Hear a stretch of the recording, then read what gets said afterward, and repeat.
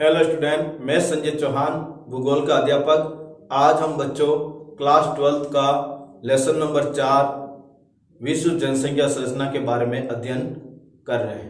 बच्चों, हमने जो पिछला वीडियो था उसके अंदर हमने आयु संरचना के जो 3 वर्ग थे, जिसमें 0 से 14 युवा आयु वर्ग, 15 से 64 प्रौढ़ा आयु वर्ग और 65 से अधिक वर्धा आयु वर्ग के बारे में हमने विस्तार के साथ जानकारी प्राप्त की। साथ ही बच्चों हमने लिंग अनुपात क्या है उनके बारे में पढ़ा। आज हम लिंग अनुपात के विशेषता को जानने से पहले हम लिंग अनुपात के बारे में वापस जानते हैं। लिंग अनुपात, यदि आपसे पूछा जाए लिंग अनुपात क्या है, तो लिंग अनुपात ज्ञात करने के या लिंग अनुपात की जो परिभाषा है वो विश्व स्तर पर अलग है और भारतीय स्तर पर अलग है। विश्व स्तर पर यदि देखा जाए, विश्व स्तर के देशों के ऊपर देखा जाए तो इसमें स्त्रियों को प्रधानता अधिक दी गई है, स्त्रियों को महत्वपूर्ण स्थान दिया गया है, इसलिए स्त्रियों की तुलना में पुरुषों को लिया गया। जबकि भारत क्या एक पुरुष प्रधान देश है, इसलिए पुरुष की तुलना में किसको लिया गया, स्त्रियों को लिया गया। तो विश्व स्तर पर देखा जाए तो प्रति 1000 स्त्रियों पर पुरुषों की संख्या, प्रति 1000 स्त्रियों पर पुरुषों की संख्या, क्योंकि विश्व में प्रधानता किसको ज्यादा दी जाती है, स्त्रियों को, इसलिए स्त्रियों पर पुरुष को रखा गया है। वे सूत्र की बात करें तो बहुत नॉर्मल सूत्र है, कोई हार्ड सूत्र भी नहीं है। देखो, प्रधानता तो स्त्रियों को ज्यादा दी गई, लेकिन सूत्र में ये नीचे रहती है हमेशा। किससे नीचे रहती है? पुरुषों से। तो याद रखना, कुल पुरुषों की संख्या बटा कुल स्त्रियों की संख्या इंटू 1000। यह किसका सूत्र हो गया बच्चों? विश्व के आधार पर लिंग अनुपात ज्ञात करने का सूत्र। यदि विश्व का औसत लिंग अनुपात देखें, विश्व का औसत 2004 के अनुसार लिंग अनुपात कितना है? 985 है। कितना है? 985। मतलब 1000 स्त्रियों पर 15 पुरुष कम है। 1000 स्त्रियों पर कितने पुरुष कम है? 15 पुरुष कम है, क्योंकि स्त्रियों की संख्या कितनी ली गई है? 1000, जिसमें पुरुषों की संख्या कितनी है? 985। इट मींस कितने पुरुष कम है? 15 पुरुष कम है। 15 पुरुष है और स्त्रियों की तुलना में क्या है? कम है। फिर हम विश्व के अंदर सबसे ज्यादा लिंग अनुपात की बात करें महाद्वीप की, तो 1072 किसका है? यूरोप महाद्वीप का। किसका है? यूरोप महाद्वीप का 1072 लिंग अनुपात पाया जाता है। फिर हम लेते हैं भारत का। भारत का हम जब लेते हैं बच्चों, तो बहुत ही सिंपल तरीके से परिभाषा दी गई। जो ये परिभाषा, इसकी ऑपोजिट परिभाषा बना दो, जिसमें पहले स्त्री है उसके स्थान पर पुरुष लिख दो, और पुरुष है वहां पर स्त्रियों को लिख दो। जैसे प्रति 1000 पुरुषों पर, क्योंकि भारत एक पुरुष प्रधान देश है, इसलिए पुरुषों पर स्त्रियों की संख्या प्रति 1000 पुरुषों पर स्त्रियों की संख्या। यदि सूत्र की बात करें तो कुल स्त्रियों की संख्या, कुल स्त्रियों की संख्या बटा कुल पुरुषों की संख्या इंटू 1000। यह किसका सूत्र हो गया बच्चों? भारत के अनुसार लिंग अनुपात का सूत्र। देखो, थोड़ा सा अंतर है, कोई ज्यादा अंतर नहीं है। फिर यदि हम औसत लिंग अनुपात की बात करें तो बहुत ही सिंपल है औसत लिंग अनुपात, कोई ज्यादा डिफिकल्ट भी नहीं है। भारत का औसत लिंगानुपात 2011 के अनुसार, किसके अनुसार बच्चों? 2011 के अनुसार कितना है?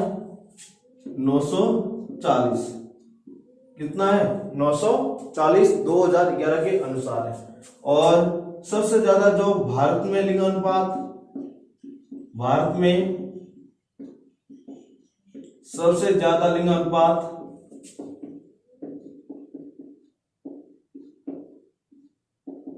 किसका है? केरल का, 1084। मतलब 1000 पुरुषों पर कितनी स्त्रियां? 1084। मतलब पुरुषों से 84 स्त्रियां अधिक। भारत में 940, मतलब 1000 पुरुषों पर 940 स्त्रियां इस्तेमाल। इसका मतलब हुआ 60 स्त्रियां पुरुषों की तुलना में कम है। और भारत में सबसे कम लिंगानुपात हरियाणा का है। यहां पर बेटी बचाओ बेटी पढ़ाओ ये नारा दिया गया है, और इसके बेटी के विकास के लिए विभिन्न प्रकार की यह योजनाएं बनाई गई है। बेटी की संरक्षण के लिए या सरकार द्वारा बहुत सारे विकास के लिए परियोजना चला रही है। तो ये हरियाणा और पंजाब है, वहां पर बहुत ही कम लिंगानुपात देखने को मिलता है। हरियाणा का जो लिंगानुपात है वो 878 है। कितना है? 878।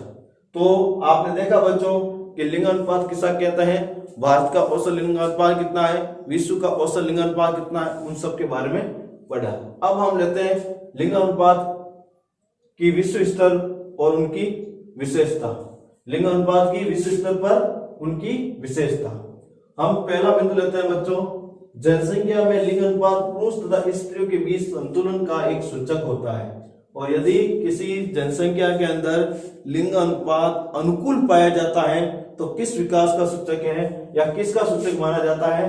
तो स्त्री और पुरुष के संतुलन के बीच का सूचक माना जाता है। इसका मतलब है कि इस क्षेत्र के अंदर स्त्री और पुरुष के बीच में कोई प्रकार का भेदभाव नहीं होता है, मतभेद नहीं होता है, बल्कि स्त्री और पुरुष को एक समान ही माना जाता है।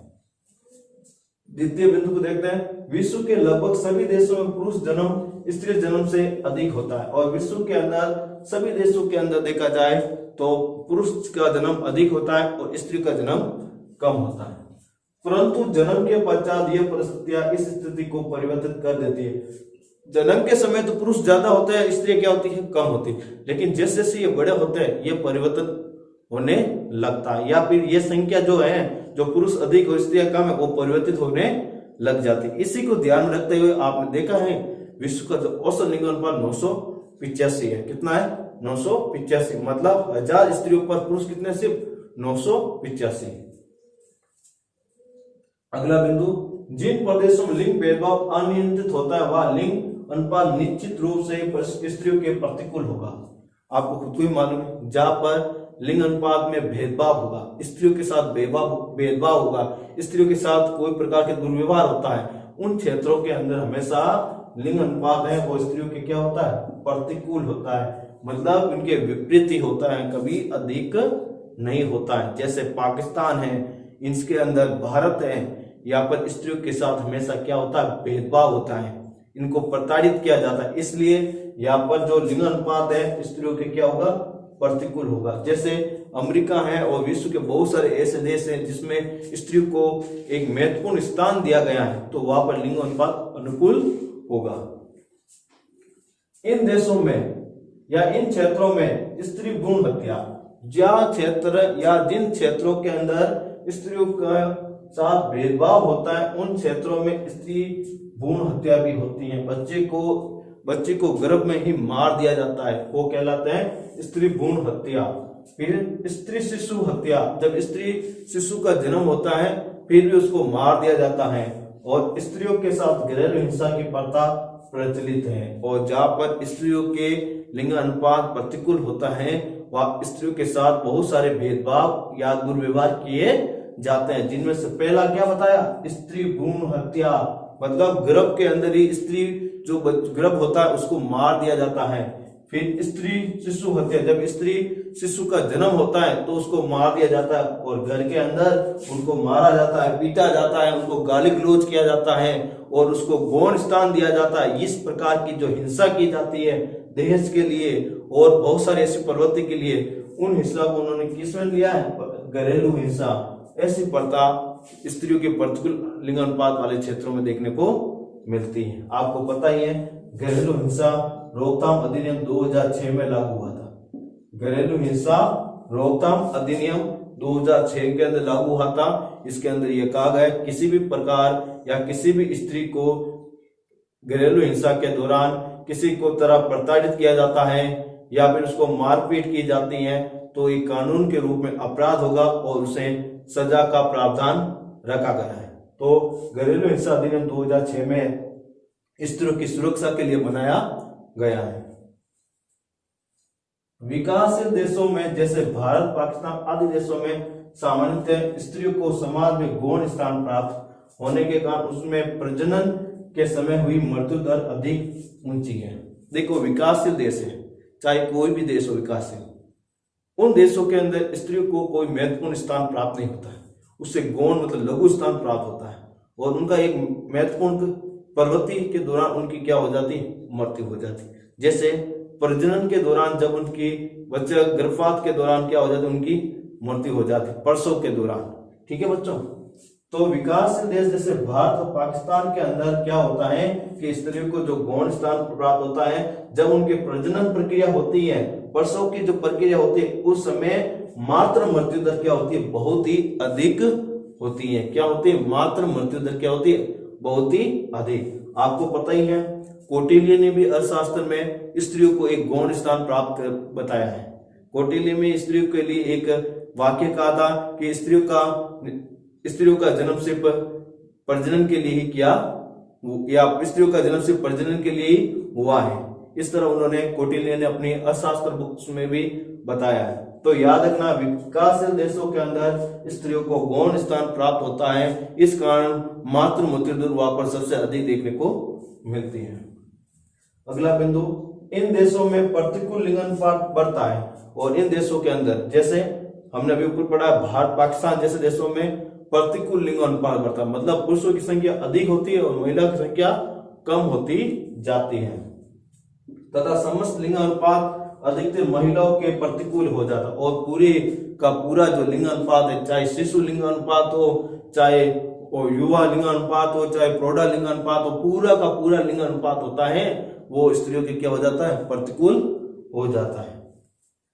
अगला बिंदु, विश्व के विभिन्न देशों में ग्रामीण नगरीय लिंगानुपात में भी अंतर पाया जाता है। वो विश्व के सभी देशों में ग्रामीण लिंगानुपात नगरीय लिंगानुपात एक समान नहीं पाया जाता है। विकासशील देशों के अंदर देखते हैं तो ग्रामीण लिंगानुपात अधिक पाया जाता है, नगरीय लिंगानुपात कम पाया जाता है, जबकि विकसित देशों में ऐसा नहीं होता है। तो ये भी लिंगानुपात में क्या पाई जाती है? भिन्नता। तो ग्रामीण नगरीय जनसंख्या किसे कहते हैं? बताओ बच्चों, ग्रामीण नगरीय जनसंख्या किसे कहते हैं? कमेंट के अंदर लिखना। ग्रामीण नगरीय जनसंख्या मैं आपको बताता हूं कि ग्रामीण नगरीय जनसंख्या का विभाजन किस क्रिया के आधार पर होता है बच्चों? आर्थिक क्रिया के आधार पर। ठीक है, अब आप इसकी परिभाषा आप बना सकते हो। ठीक है बच्चों, मैंने पिछले वीडियो के अंदर आपको ग्रामीण नगरीय जनसंख्या की परिभाषा आपको लिखाई भी है, समझाई भी है, इसलिए मैंने आपको सिर्फ एक हिंट दिया है कि इनका जो विभाजन है वो किसके आधार पर होता है? आर्थिक क्रियाओं के आधार पर। अब आप उसको अच्छी तरह से परिभाषा बना सकते हो। तो ग्रामीण नगरीय जो लिंगानुपात है वो भी अंतर देखने को मिलता है। संयुक्त राज्य अमेरिका तथा पश्चिमी यूरोपीय देशों में ग्रामीण तथा नगरीय लिंगानुपात एशिया के देशों से बिल्कुल भिन्न है।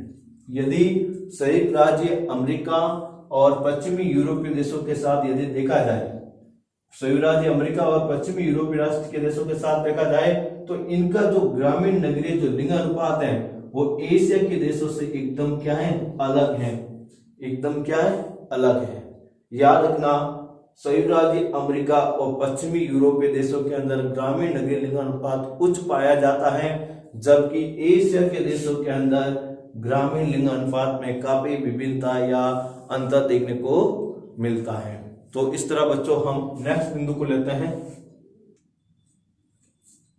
पश्चिमी देशों में ग्रामीण क्षेत्रों में पुरुषों की संख्या स्त्रियों की संख्या से अधिक पाई जाती है।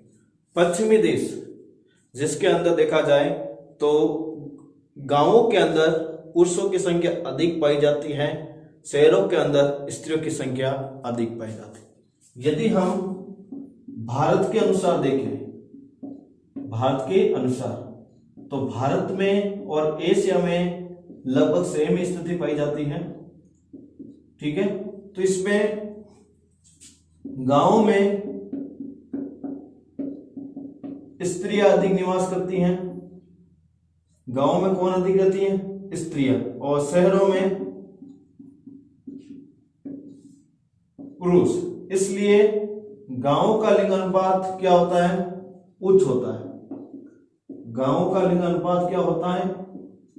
उच्च होता है, और शहरों का जो लिंग अनुपात है वो क्या होता है? निम्न होता है। क्या होता है? निम्न होता है।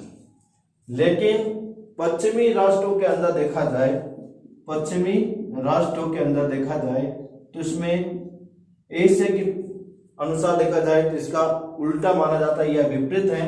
गांव में पुरुषों की संख्या अधिक है,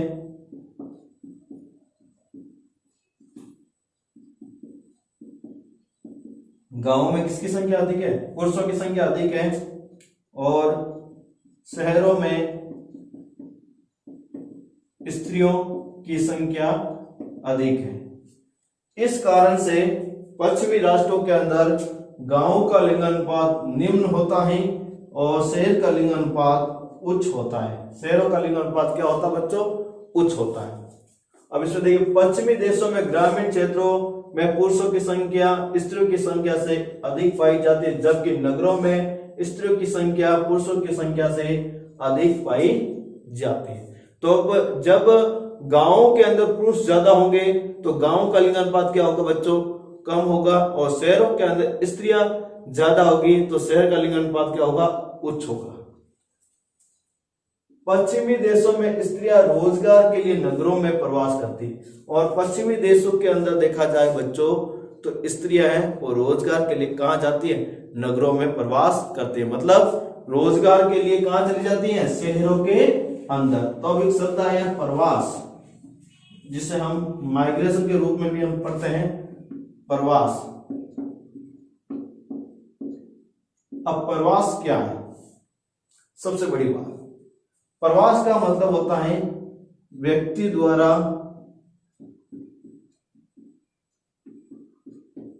एक स्थान से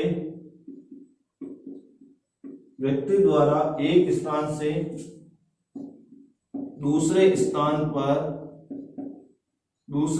पर आवागमन करना। व्यक्ति द्वारा एक स्थान से दूसरे स्थानों पर आवागमन करना क्या कहलाता है? प्रवास। प्रवास के दो प्रकार से हो सकता है, एक दो भेद हैं, उत्प्रवास और आप्रवास। प्रवास के भेद कितने हुए? दो, उत्प्रवास और आप्रवास। उत्प्रवास का मतलब होता है कि व्यक्ति अपना मूल स्थान को छोड़कर दूसरे स्थान पर जाना। व्यक्ति अपना मूल स्थान को छोड़कर दूसरे स्थान पर जाना उत्प्रवास कहलाता है। ठीक है बच्चों। और फिर बाद में आपके आप्रवास क्या है? आप्रवास, व्यक्ति द्वारा किसी दूसरे स्थान पर आगमन करना क्या कहलाता है? आप्रवास। क्या कहलाता है? आप्रवास। तो आपने देखा होगा कि पश्चिमी राष्ट्रों के अंदर स्त्रियां रोजगार के लिए कहां चली जाती हैं? शहरों के अंदर, जिससे शहरों के अंदर स्त्रियों की संख्या में वृद्धि हो जाती है और पीछे पुरुष रह जाने के कारण गांवों के अंदर पुरुषों की संख्या में क्या हो जाती है? वृद्धि। इसी कारण से शहरों का लिंग अनुपात उच्च बना रहता है और गांवों का लिंग अनुपात निम्न बना रहता है। सन 1980 में विश्व में औसत रूप से प्रति 1000 पुरुषों के पीछे 993 स्त्रियां थी। देखो बच्चों, 1980 की जनसंख्या रिपोर्ट के अनुसार देखा जाए तो विश्व का जो औसत लिंगानुपात था वो 993 था। विश्व का औसत लिंगानुपात 1980 के अंदर कितना था बच्चों? 993 था। और परिभाषा के अनुसार क्या थी? प्रति 1000 पुरुषों के पीछे। इसमें क्या कहा गया? प्रति 1000 पुरुषों के पीछे, मतलब भारत के अनुसार परिभाषा मानी गई है। किसके अनुसार?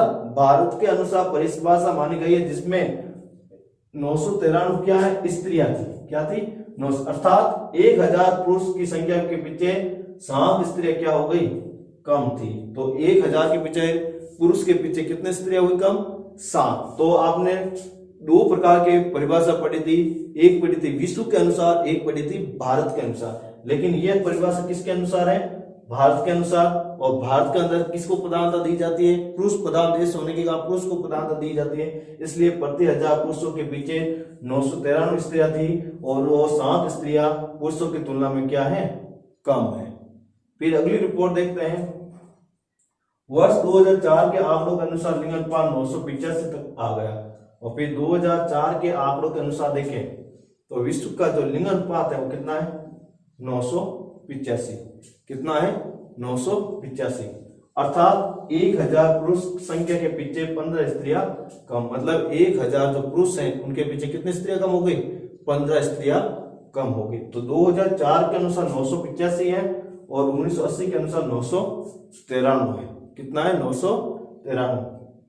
अब हम देख रहे हैं विश्व लिंगानुपात 2004 रिपोर्ट। विश्व लिंगानुपात की 2004 रिपोर्ट बनाई गई है, जिसमें विश्व का औसत लिंगानुपात कितना है और कौन से महाद्वीप में सबसे ज्यादा लिंगानुपात पाया गया है, कौन से में कम, उसके बारे में जानकारी दी गई है। विश्व लिंगानुपात 2004 रिपोर्ट के अनुसार देखा जाए तो विश्व का औसत लिंगानुपात 985 है। विश्व का औसत लिंगानुपात कितना है? 985 है। और भारत का 940 है। किसके अनुसार? 2011 के अनुसार। 2011 के अनुसार। ठीक है बच्चों। अब अपन देखते हैं विश्व में सबसे ज्यादा लिंगानुपात किस महाद्वीप का है? यूरोप महाद्वीप का। कौन से महाद्वीप का है? यूरोप महाद्वीप का विश्व में सबसे ज्यादा लिंगानुपात देखने को मिलता है। कितना है? 1072। 1072। फिर सेकंड नंबर किसका आता है? उत्तरी अमेरिका का आता है। किसका आता है? सेकंड नंबर उत्तरी अमेरिका का आता है। इसका लिंगानुपात कितना है बच्चों? 1027। 1027। फिर तीसरा नंबर किसका आता है बच्चों? Latin America. लैटिन अमेरिका का मतलब होता है दक्षिणी अमेरिका। क्या है? दक्षिणी अमेरिका, जिसका लिंगानुपात कितना? 1018। 1018। फिर चौथा नंबर किसका आता है? एशिया का आता है। इनका लिंगानुपात कितना है? 1002। तो आपसे पूछा जाए एशिया का लिंगानुपात कितना है? 1002। फिर पांचवा नंबर आता है ओसेनिया का, जिसमें ऑस्ट्रेलिया, न्यूजीलैंड ये क्षेत्र सम्मिलित है। उसका लिंगानुपात कितना है? 990। और सबसे कम लिंगानुपात किसका आता है? अफ्रीका महाद्वीप का, 957। तो आपको बच्चों ये मालूम होंगे इसमें दो क्वेश्चन कौन से बने। एक क्वेश्चन तो ये बना विश्व का सबसे ज्यादा लिंगानुपात वाला महाद्वीप कौन सा है? तो यूरोप महाद्वीप 1002। दूसरा क्वेश्चन क्या बना कि विश्व के अंदर सबसे कम लिंगानुपात वाला महाद्वीप कौन सा है? अफ्रीका, 957। तो ये दो क्वेश्चन बहुत अच्छे पुटअप हुए हैं जो एग्जाम में आ सकते हैं। ठीक है बच्चों। अब आपको मैं मानचित्र कौशल के माध्यम से बता देता हूं कि कौन से महाद्वीप कहाँ स्थित है। आपको खुद को ही मालूम है बच्चों, एक एक नंबर के जो क्वेश्चन है वो इसी तरह बीच से ही पुटअप होते हैं, जो आपको काफी महत्वपूर्ण सवालों के रूप में उभर कर शुरुआत की जो 13 छोटे क्वेश्चन होते हैं उसके अंदर आते हैं। ये आपके जो छोटे छोटे जो क्वेश्चन होते हैं वही आपके मार्किंग को बढ़ाने में सहायता देते हैं बच्चों। आपको मालूम होना चाहिए छोटे छोटे जो क्वेश्चन हैं वो 13 क्वेश्चन ही आपके नंबर को आगे बढ़ाते हैं। और आपको इसके अलावा आपको मालूम ही है 8 क्वेश्चन आपके 2-2 नंबर के आते हैं, वो भी छोटे छोटे क्वेश्चन के रूप में ही पुटअप होते हैं और उसी के अनुसार ही सवाल आपके एग्जाम में पूछे जाते हैं। और मानचित्र कौशल के अंदर भी काफी बार महाद्वीपों के बारे में पूछ लिया जाता है कि कौन सा महाद्वीप कहाँ पर स्थित है। ठीक है बच्चों। तो आपको सबसे पहले यूरोप महाद्वीप, तो ये रहा यहाँ पर यूरोप महाद्वीप में जिसका लिंग अनुपात कितना 1000 बहुत है। फिर बाद में कौन सा है उत्तरी अमेरिका, तो ये उत्तरी अमेरिका, ये उत्तरी अमेरिका महाद्वीप। फिर तीसरा नंबर लैटिन अमेरिका मतलब दक्षिण अमेरिका, तो ये दक्षिणी अमेरिका, ये कौन सा है दक्षिणी अमेरिका। फिर बाद में एशिया, तो ये है एशिया महाद्वीप। फिर उसके बाद में ओसेनिया जिसमें ऑस्ट्रेलिया प्लस न्यूजीलैंड आता है, उससे कहते हैं ओसेनिया, ऑस्ट्रेलिया प्लस न्यूजीलैंड, तो यहाँ पर हो गए ओसेनिया। और लास्ट में सबसे कम लिंग अनुपात वाला अफ्रीका, यहाँ पर हो गया ये अफ्रीका। आपको मालूम है कि विश्व के अंदर 7 महाद्वीप हैं, जिनमें से सबसे बड़ा महाद्वीप एशिया है और सबसे छोटा ऑस्ट्रेलिया है। कौन सा है बच्चों? ऑस्ट्रेलिया। सबसे बड़ा एशिया, सबसे छोटा ऑस्ट्रेलिया। तो बच्चों आपने इस वीडियो के अंदर लिंग अनुपात को विश्व स्तर पर आपने विशेषता को पढ़ा, और इसके अलावा विश्व के अंदर ऐसे कौन से देश हैं या महाद्वीप हैं जिसका सबसे अधिक लिंग अनुपात देखने को मिलता है, और कौन सा महाद्वीप है जिसमें सबसे कम लिंग अनुपात देखने को मिलता है, उनके बारे में हमने जानकारी प्राप्त की। अब जो नेक्स्ट वीडियो होगा उसके अंदर हम लिंग अनुपात के अलावा हम उनके क्षेत्र हैं उनके बारे में भी अध्ययन करेंगे, अर्थात विश्व को लिंग अनुपात के आधार पर कितने क्षेत्रों में बांटा गया, उनकी विशेषताओं के बारे में पढ़ेंगे। साथ में मानचित्र कौशल भी करेंगे, और इसके अलावा हम लिंग अनुपात कम होने के क्या कारण है, उन सभी कारकों के बारे में भी हम जानकारी प्राप्त करेंगे। और इसके अलावा हम जनसंख्या संगठन है उस टॉपिक के बारे में थोड़ा बहुत अध्ययन करेंगे। Thank you.